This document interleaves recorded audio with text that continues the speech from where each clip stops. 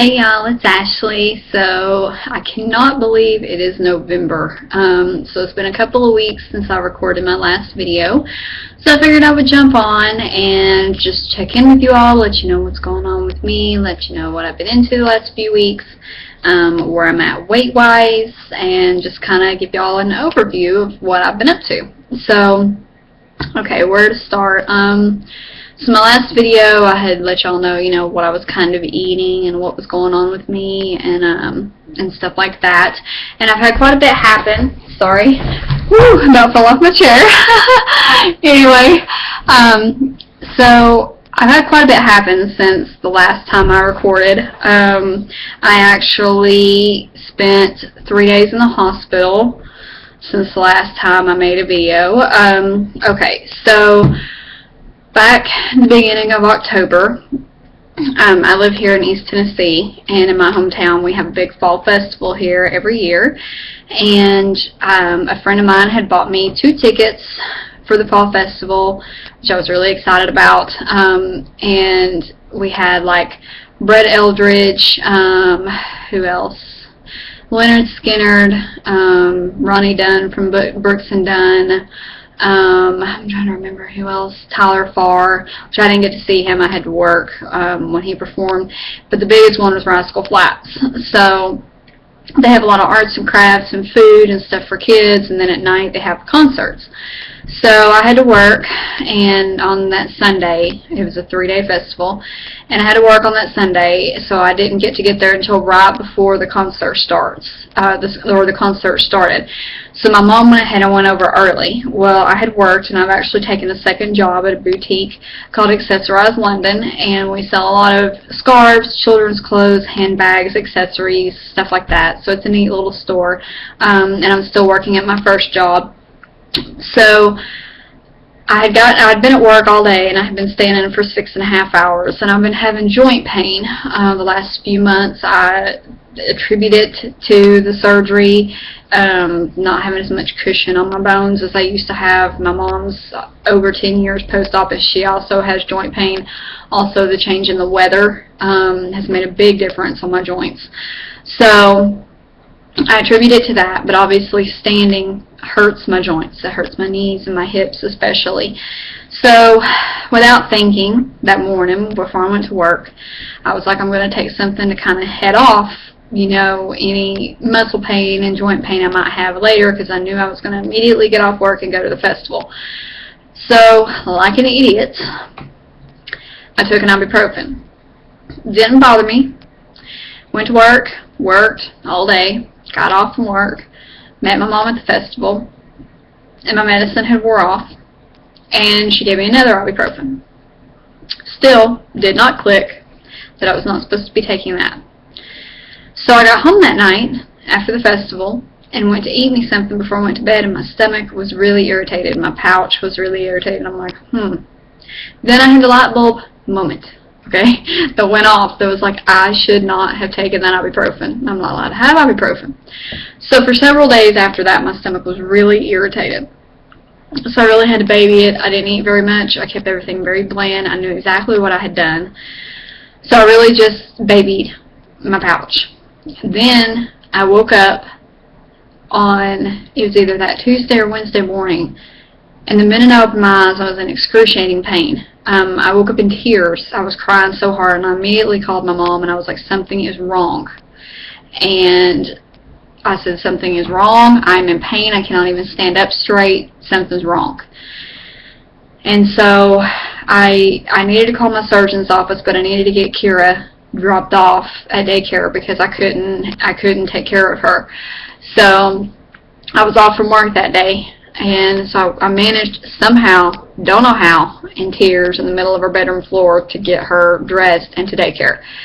So as soon as I dropped her off, I called my surgeon, and they're like, come on up here. So they had to usher me in the back, because by the time I got up to the surgeon's office, I was in tears. I mean, I was just bawling. And so they're like, okay, we're going to schedule you for a CT scan this evening. So they sent me home with these, they're like, we think it's ibuprofen, but we want to make sure that you don't have a hernia or that you don't have something like that going on. So they sent me home with these 2 huge things of barium to start drinking like 3 hours before my appointment. My appointment wasn't until 4:30 that afternoon. This is like 9:30 in the morning. Didn't give me anything for pain, just sent me home. So I spent the whole day in bed.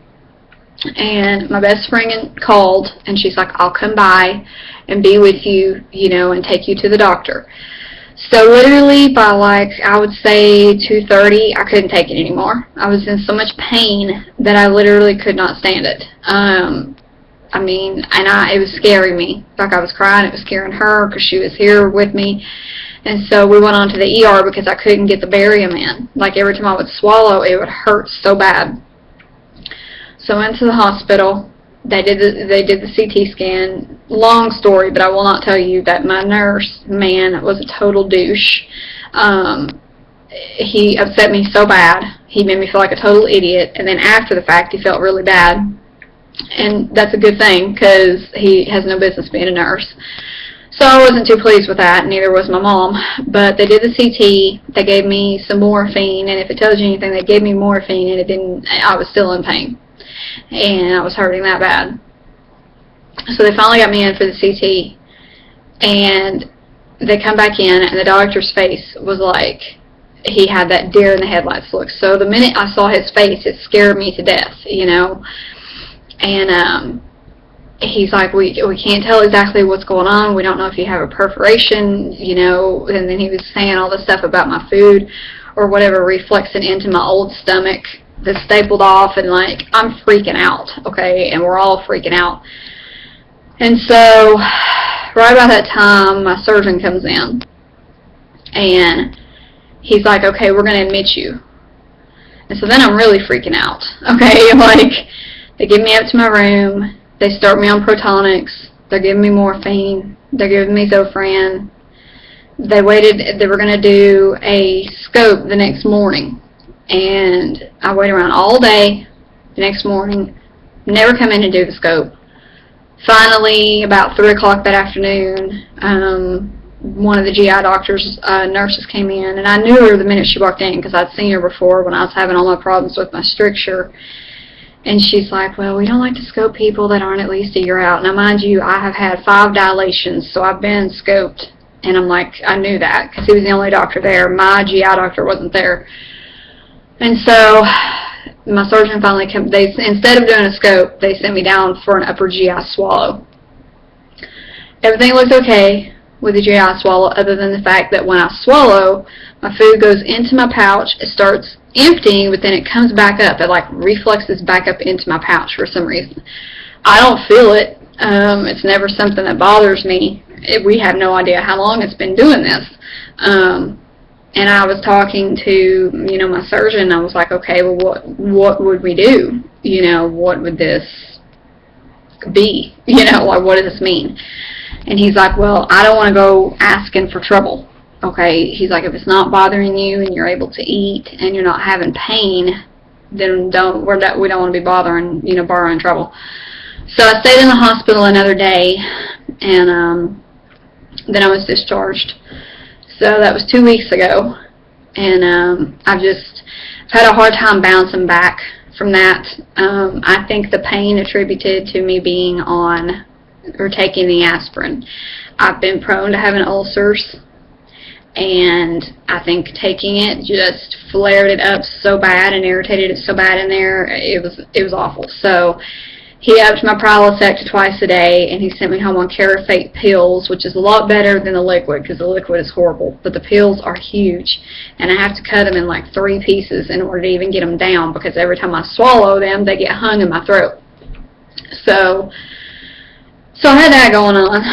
And then, like I said, you know, I've been working 2 jobs, which is very hectic. You're trying to keep track of where I need to be, when I need to be there. Then I have my daughter, you know, who keeps me on my toes, and thankfully I have my parents who help me with her, you know, and it's a lot. My husband will be home in a few weeks, so there's a lot of changes coming, you know, with him getting out of the military. And the last couple of days I've just not been feeling really good. I've been feeling run down, weak, have much of an appetite. And I've been having like soreness in my ribs, and I don't know what that's about. I do lift and stuff at work sometimes. So I don't know. On the bright side, though, I'm 2 pounds from goal. So the heaviest I ever was 270, which was when I was pregnant with my daughter. My starting weight before I had surgery was 235. I was 220 the morning of my surgery, which was March 15th of this year. And as of today, I'm 137 pounds. So my goal before surgery was to lose 100 pounds, and as of right now, I've lost 98. So I'm hoping to probably lose another 15 pounds because I still have some skin. I'd still like to lose a little more off my thighs. I obviously had a pouch from where I was pregnant with my daughter that I would like to lose some more out of there. But 98 pounds is a lot of weight to lose, and I'm not even 8 months post-op yet. I won't be 8 months until the 15th of this month. So, you know, it's been a whirlwind. It's been ups and downs. It's been crazy.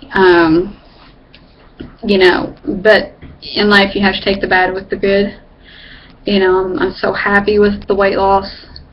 But the issues that I've had sucks. You know, I would have never thought I would have had as many issues as I have. You know, just simply because I was young and I was relatively healthy when I had this surgery, and, you know, didn't have any health problems other than high blood pressure. You know, and that's why I had it when I did, as young as I did. So I would, you know, be healthy and not get any of those kind of problems. And yet I still wind up having all these issues, you know, so you never know. I mean, it's a huge decision to make, and it's a serious surgery, you know, and it's something that affects every day of my life.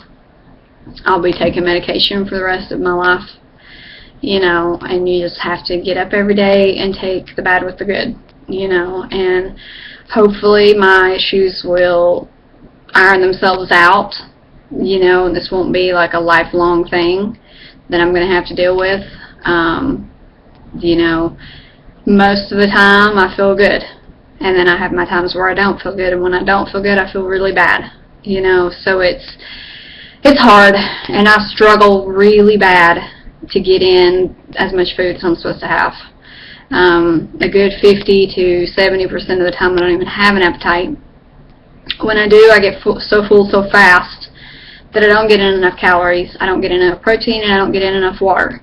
So I struggle. And then when I have setbacks, you know, where I'm not eating and I have issues going on, then that just sets me back all over again. So, you know, it's definitely been a journey and a challenge, you know.